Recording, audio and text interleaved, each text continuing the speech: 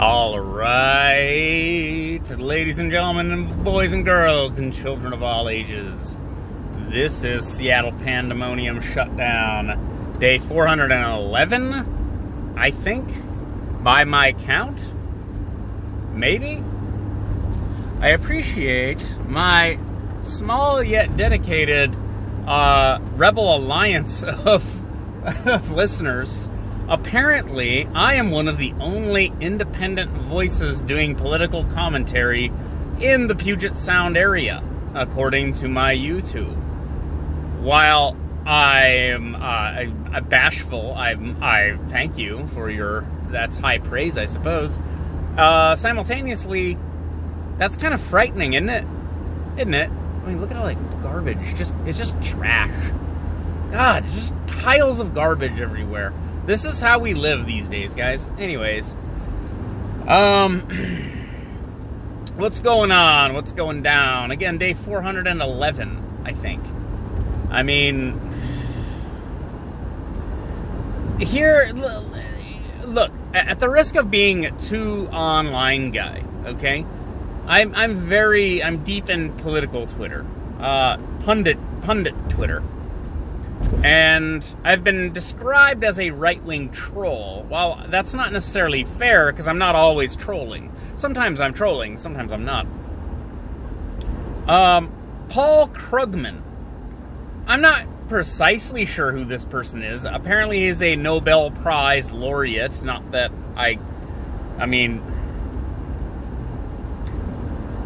not that I care, per se, that this guy was recipient of a Nobel Prize or whatever. This guy put out a tweet saying that Republicans, the GOP, believe, erroneously, that our major cities were ransacked last year.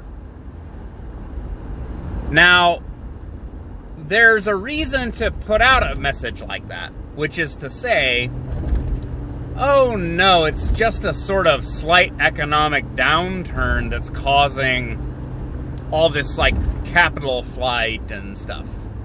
And it's a sort of damage control maneuver. You're saying, oh, no, it's not. That's some crazy right-wing conspiracy theory, despite the fact. And I had to push back on this, and I encourage others to do likewise. I will include the post here, to not tolerate such nonsense. Seattle was ransacked last year. Storefronts destroyed. Shops looted. I took pictures of a Starbucks that had broken windows a week ago. This idea that you can just say, oh no, that's just some kind of right-wing conspiracy theory, that all these cities were looted, is so bizarre. Like, okay, again, on the one hand, it would be bizarre if he was just ill-informed. Either he's wildly ill-informed, or he's just making the messaging on purpose despite knowing the opposite. Because this country did billions of dollars in property damage to itself. Okay? That's insurance companies making assessments based on claims from their own customers. That's not an illusion. They are not making that up. That is part of their bottom line, and it affects their shareholders. It affects it affects the insurance rates of other customers who in the future. This is business. This is not an illusion. This isn't some conspiracy theory. Literally, people took to the streets and destroyed other people's property and stole from them. And then this guy, who is in a position, he thinks he's in a position of authority, comes out and just says, oh yeah, that's like a right-wing conspiracy theory. That's just astonishing. Because obviously this guy is he's a Democrat or liberal, whatever you want to call it. If you're in Seattle, of all places, Whose businesses do you think got destroyed? A bunch of alt-right MAGA Nazis?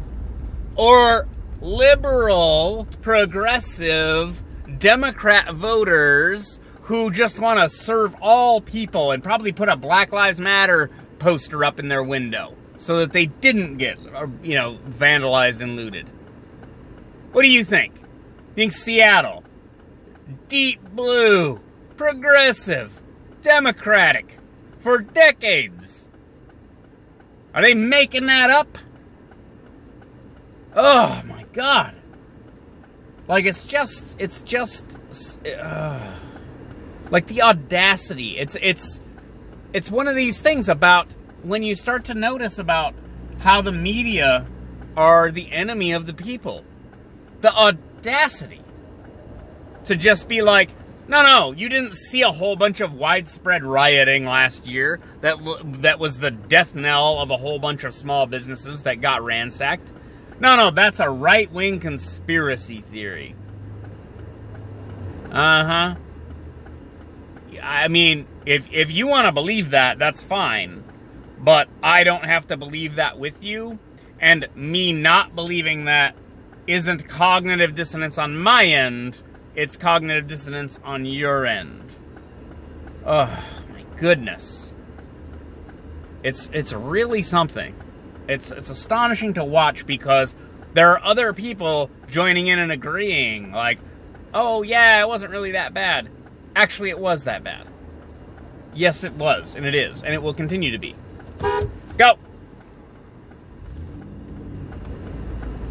Oh, God, you're doing a U-turn? It says left only, whatever, I don't care. I mean, become ungovernable and all that, but I wish you knew where you were going and what you were doing before you were in front of me in traffic. Is that too much to ask? Oh, remember, kids. More people in front of me, in front of you in traffic is a good thing, because that means more people are going out and spending more money, and they're going to bring the economy back to life, and everything will be better as we return to normal. People in front of me being complete imbeciles in traffic is a betterment to you and me, and is a good thing, no matter how angry it makes me. In fact, actually, there might be a Kyle anger index, which is my anger in traffic positively correlates with the recovery of the economy. Someone that does numbers can try to come up with this, apply some kind of scale to it, and my rage in traffic will increasingly be a good, positive thing, and a positive indicator of market activity. We'll get some people on this. But anyway, this Paul Krugman guy, it's so irritating. It's like somebody saying 9/11 didn't happen. I like, forgive me the comparison, but it's like somebody saying, well, yeah, there was like a terrorist attack, but believing that it was like this really giant, horrific tragedy, that's just some politicized right-wing, especially, nonsense. And it's like, yeah, no, guys crashed planes into buildings and collapsed them, and then we started wars over it, and oh no.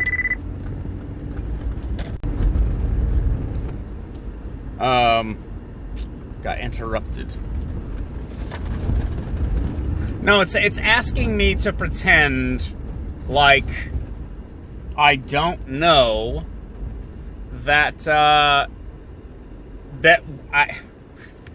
what I saw last year. Last year, right here in Seattle, you had the disarming guy. The stupid kid pulled the AR-15 out of the back of the burning, SPD vehicle, and he's standing there with it like an idiot. And the other guy, the security guy for the news crew ran up and disarmed that stupid kid so that he wasn't walking around with a hot weapon and then becomes the next hashtag because he's walking around with a stolen police weapon or doesn't know what to do with it and accidentally shoots himself or someone else. That happened. Stores all throughout downtown were ransacked by people upset about George Floyd, quote unquote. I mean, in fact, obviously, it was a bunch of opportunistic thieves, which is what you are.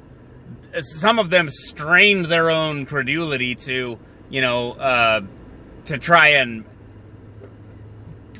frame their stealing, their mass theft, as reparations of all things, or as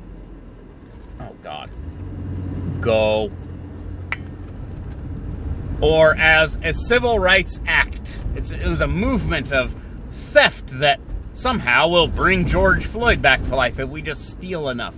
That's not what it was.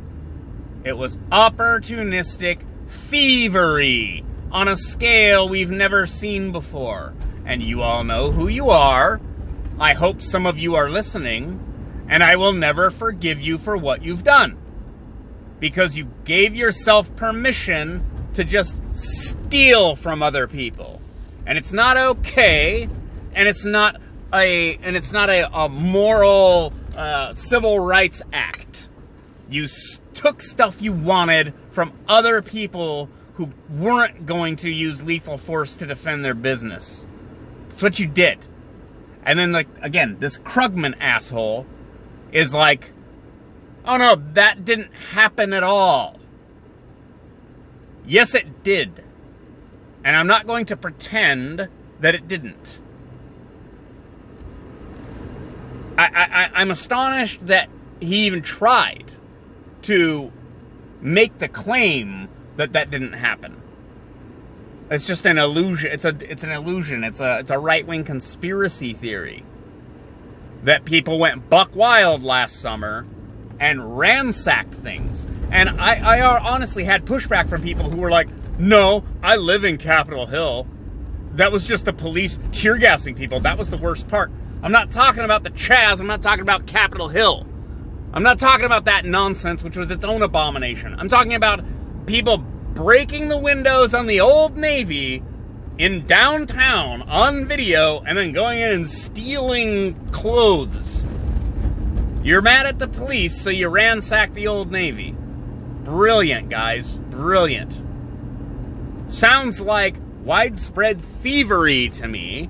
You can frame it however you want, but that's what it is. And you cannot allow the media to memory hole an entire year of mass unrest and protest and looting and rioting and destruction and chaos. Just, oh no, that didn't happen. I literally have videos making fun of rioters who had riot bloopers.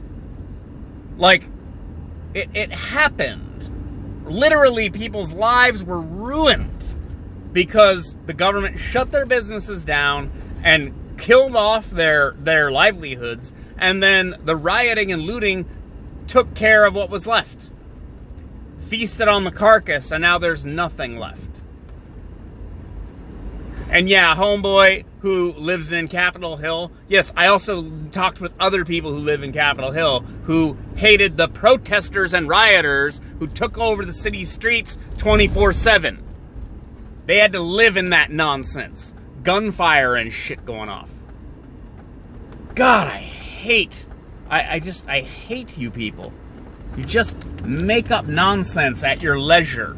And then we have to sit here and spoon feed you the truth back to you. My goodness. All right, that's enough from me for a Thursday? I'll talk to you guys later. Bye.